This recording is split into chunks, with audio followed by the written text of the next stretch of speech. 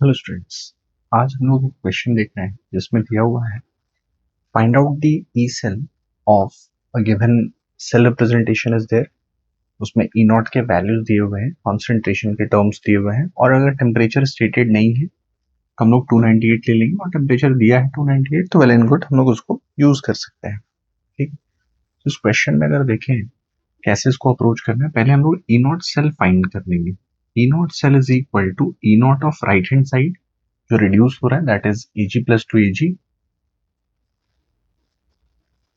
Minus E naught cell of left hand side, that is Cu2 plus upon Cu जो यहाँ पे oxidise हो रहा है। तो 0.80 माइनस 0.34, तो 0.46 वोल्ट इसका वैल्यू पे मिल गया। बट ऐसे क्वेश्चन को सॉल्व करने के पहले रिप्रेजेंटेशन की हेल्प से हमेशा बैलेंस इक्वेशन लिखना बहुत जरूरी है। तो पहला इसका टर्म Cu प्लस, फिर फर्स्ट इसका Ag plus gives Cu2 plus plus Ag। अगर देखें अब इस इक्वेशन को, तो कॉपर ने 2 इलेक्ट्रॉन लूज किए, तो सिल्वर को 2 इलेक्ट्रॉन गेन करना पड़ेगा, बट यहाँ 2 है नहीं तो 2 पुट करना है, तो 2 यहाँ पुट करेंगे और 2 यहाँ पुट करेंगे। अब ये बैलेंस इक्वेशन हो गया, जितना इलेक्ट्रॉन कॉपर लूज कर रहा है उतने ही इलेक्ट्रॉन सिल्वर गेन कर रहा है।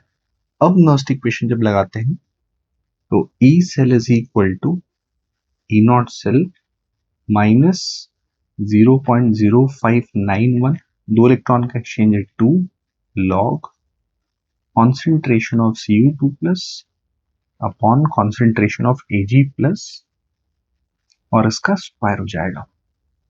तो वैल्यू पुट करके देखते हैं, 0.46 माइनस अप्रोक्सीमेटली 0.06, अगर इसको ले लें तो 0.03। मेन का एग्जाम है तो एग्जैक्ट निकालेंगे, इंटीजर टाइप के अगर हम क्वेश्चंस तो log 0.01 डिवाइडेड बाय 0.1 का स्क्वायर, तो ये भी 0.01 ही हो जाएगा। log 1 विल बी 0, तो ये पूरा टर्म ही हट गया। Answer will be 0.46 volt. तो इस क्वेश्चन का आंसर सिंपली 0.46 वोल्ट है। तो ऐसे क्वेश्चंस में जब तक इक्वेशन नहीं लिखा है, क्वेश्चन रॉन्ग होने के चांसेस बहुत ज्यादा है। तो हमेशा पहले इक्वेशन लिखेंगे, फिर नर्स्ट इक्वेशन, और फिर उसके बाद आंसर लिखेंगे।